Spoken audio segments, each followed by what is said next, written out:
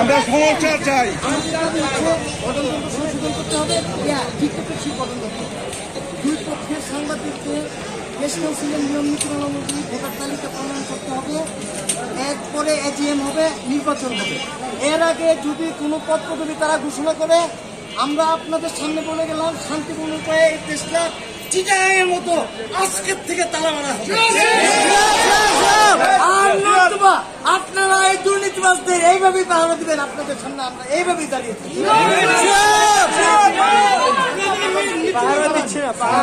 বিষয় হচ্ছে কার্যক্রম বন্ধ থাকবে।